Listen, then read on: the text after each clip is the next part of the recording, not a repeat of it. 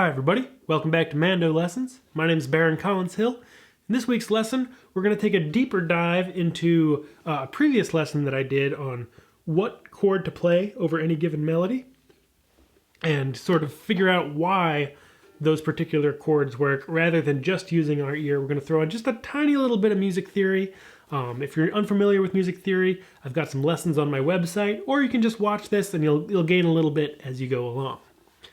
If you haven't already seen some of the lessons involving Twinkle, Twinkle, Little Star and how to learn what chords to play over a melody, those are on my website, and I put out new lessons every single week on my website and YouTube.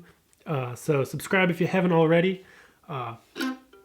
There's a couple ways you can support my channel. All my lessons are always free, but there's some links in the description to a PayPal donation or Patreon where you can become a member, get access to lessons a day early, things like that.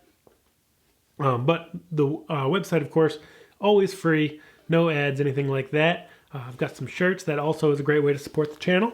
But for now, let's jump into a little bit of a deeper dive on why we're playing any given chord at any given time. All right, so in the last lesson, we were working with Twinkle, Twinkle, Little Star in the key of G, and we had gotten to the point where we could sing the melody and play the chords, and had sort of figured out those chords by ear. At the same time. So it sounded like this. Twinkle, twinkle, little star, how I wonder what you are.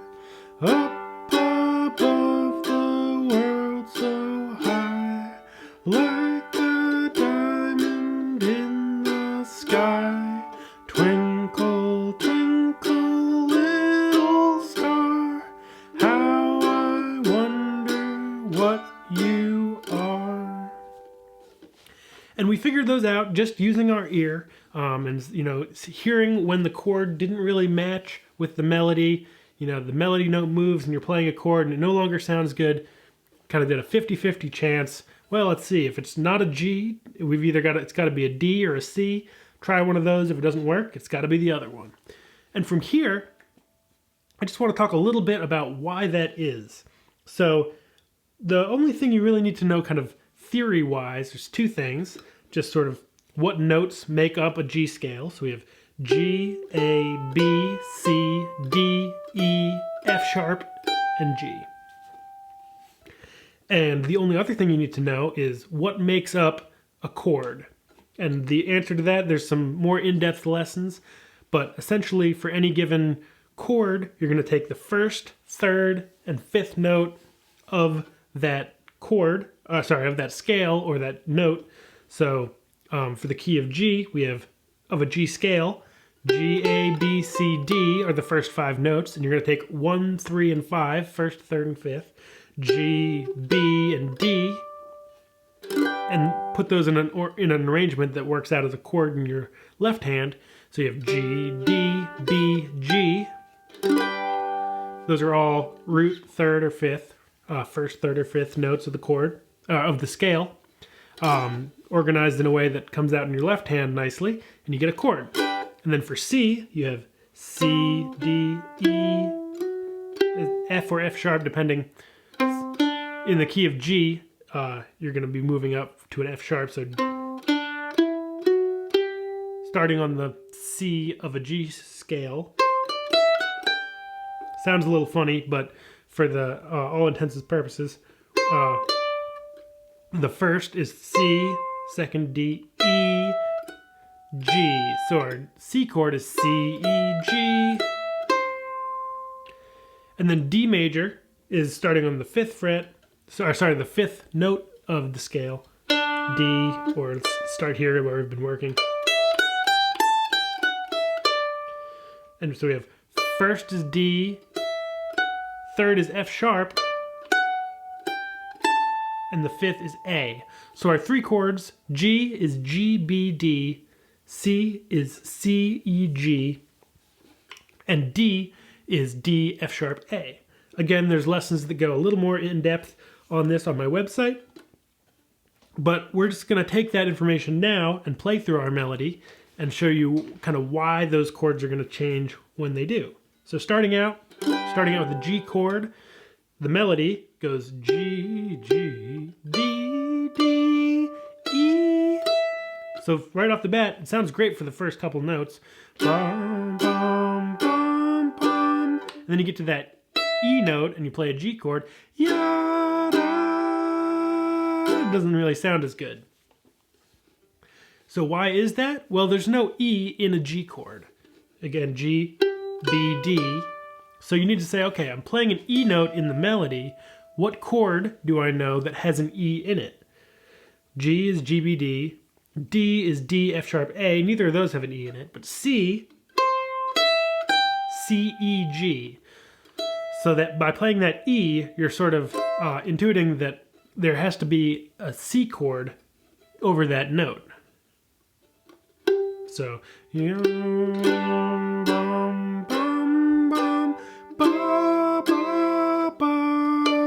next note is D. What chords have a D in them? Well, our G chord has a D in it, G, B, D, and our D chord, D, F sharp, A. So it could be a G or a D chord. So at that point, you can just listen to it. Sometimes there will be a little bit of other information in the tune that says that sort of as you play the notes around it, it'll sort of point you towards a G or a D just by kind of what comes before and what comes after. But in this tune, it's pretty slow moving tune, so you don't have a whole lot of information on either side. So let's just kind of use our ears. We did this in the first lesson, but I'll do it again. Da, da, da, da, da, da. And now we have to go da, and we can try a D. Ya, da, da. Or we go yum, dum, da, da, da, da. And just to my ears, going back to that G rather than the D is a little more centering, it's a little more resolved. We're not at the end of the tune, so we're not looking for a big unresolved moment that we're really hoping to come back and kind of have a big finale. So to me, that G chord is generally what sounds best to my ears and generally what you'll hear people play. Although technically, you could make the argument for a D chord there. But for all intents and purposes, again, that G is going to be what you'll hear and is often kind of a little more sonorous to the ears. Bum, bum, bum, bum, E and D. And now our next little line is C, C, B, B, A, G. So just thinking for a moment without playing, our notes go C, B, A, G, down the G scale.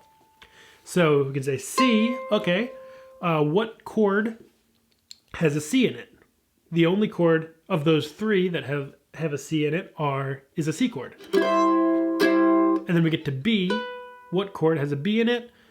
The only one that has it is a G chord, G, B, D, C, E, G, D, F sharp, A. So the only one with a B in it is a G chord. So let's go G chord there, and then our melody goes to A, C, C, B, B, A, A. The only chord of those three with an A in it is a D chord.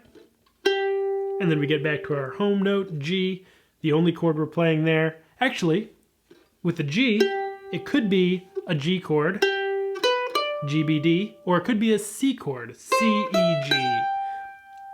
Now, if I played a C at the end, it would sound like this. How I wonder what you are.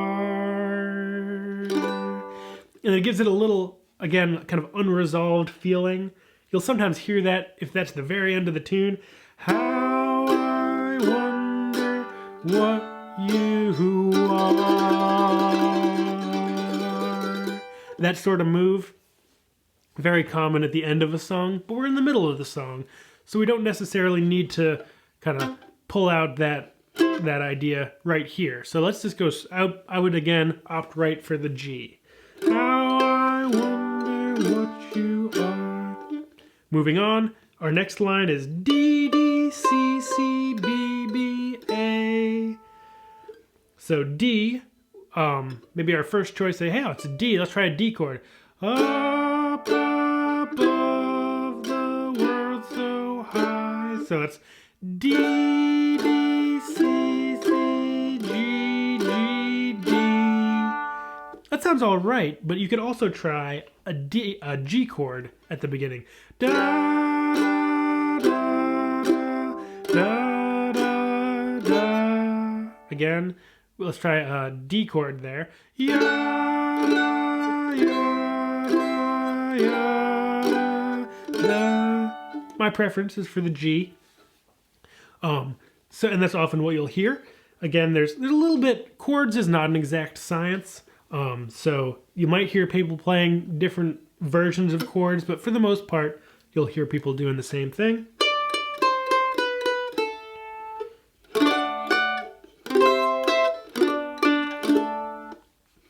And it's really, that's your process. And then from there on, it's all the same kind of melodic idea. Does that again. And then we're back to the beginning.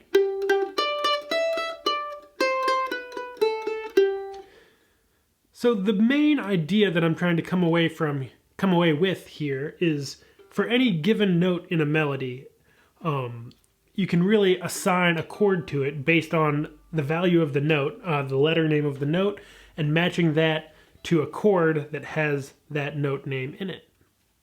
So I hope you found that helpful. The thing to do now is just go through your favorite songs that you maybe already know the melody and chords to, that you like to sing or play. And, you know, especially if the chords move by fairly slowly, or, you know, they don't change all the time, that's a great way to sort of take a little closer look at that chord and melody relationship and see kind of what's going on behind the curtain there a little bit, to see kind of how those chords and melody interact. And you might find spots where they really don't come together as nicely as Twinkle Twinkle Little Star. I chose Twinkle Twinkle Little Star not because it's a classic bluegrass song, but because it's a well-known melody that's a great place to start, and it also has really kind of straight-ahead chord structure that doesn't break a lot of rules. In bluegrass and folk music, a lot of times you'll hear chords that don't quite line up like you'd think, and because it's a folk music-based sound, it often will sound right, but when you start looking in closer, you'll say, wait a second, that they're playing a B note and a D chord, what's going on there? And that's just kind of the folk process of creating music that doesn't always follow the rules, but will often sound pleasing to the ears. You know, often if you have a B note and a D chord, that B will only be happening for a short period of time, or it won't be on a particularly strong beat or important moment in the song. Or maybe they're really using that to kind of draw out the tension in the particular part of the song. So I hope that helped you get a little closer look at how chords and melodies are related.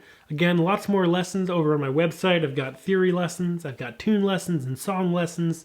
Check them out if you're interested. Always free, kind of by donation if you find these things helpful, but that's not required. And subscribe if you haven't already, because there's new lessons every single week, and I'll see you in the next one. Bye-bye.